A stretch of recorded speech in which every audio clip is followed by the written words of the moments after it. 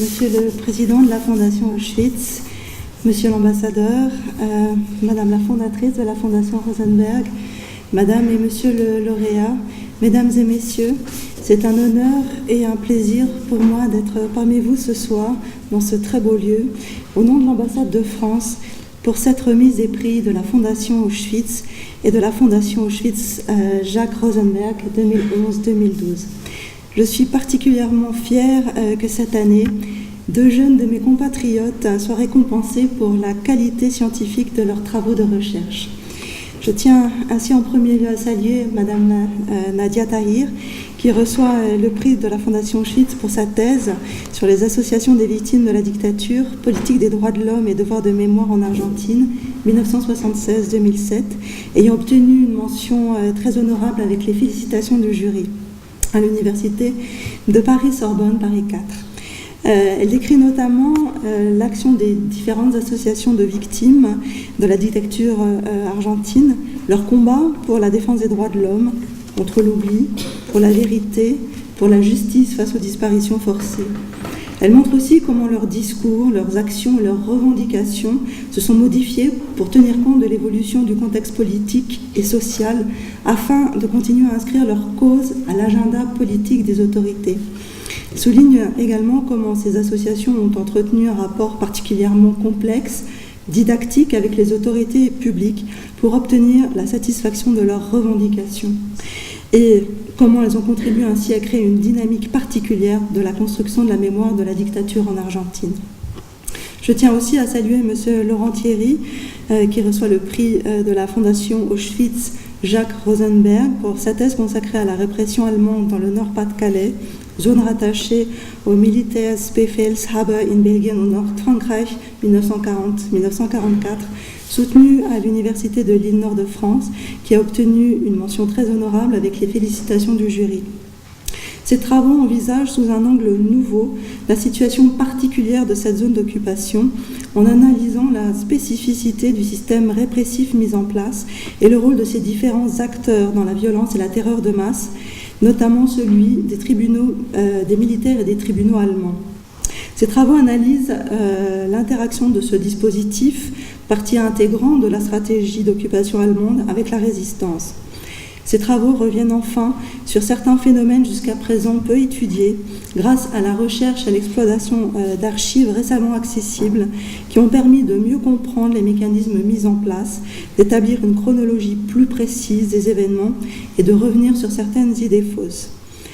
Ces 2 sujets de thèse, qui traitent de sujets différents, interpellent toutefois à plusieurs égards. Permettez-moi de faire quelques remarques. En premier lieu, les travaux de Madame Tahir mettent en avant le rôle essentiel joué par les associations de victimes dans la reconnaissance des crimes commis. Ces dernières, mobilisées en Argentine, ont aussi porté au niveau international la lutte contre l'oubli, les revendications de justice et la lutte contre l'impunité. Et par leur action, elles ont contribué à ce que se développe une réponse internationale aux disparitions forcées, notamment grâce à la qualification juridique qui n'existait pas de cette violation grave des droits de l'homme. Cette action a payé.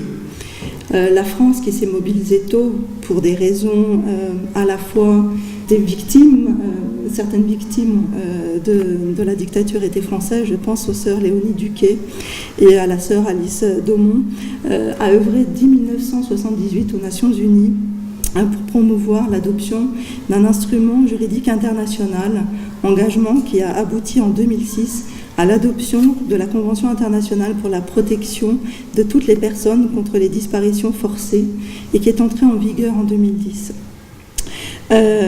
Ce combat, je dois dire, doit continuer. Selon le dernier rapport du groupe de travail sur les disparitions forcées de cette année, 53 778 cas ont été signalés depuis 1980, et plus de 42 000 n'ont toujours pas pu être élucidés.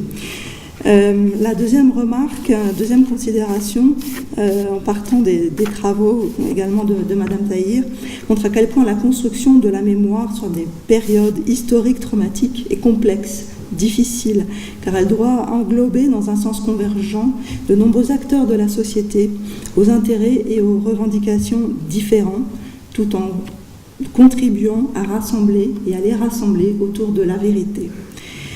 Et cette exigence de vérité, qui passe par la reconnaissance et l'acceptation des faits qui se sont déroulés, y compris parfois l'impensable, est difficile, très difficile, mais elle est indispensable. Elle est nécessaire pour que nous puissions appréhender les mécanismes qui ont pu conduire à ces faits, tirer les leçons du passé, les transmettre aux jeunes générations pour éviter leur répétition. Elle est donc vitale pour la défense de nos valeurs démocratiques.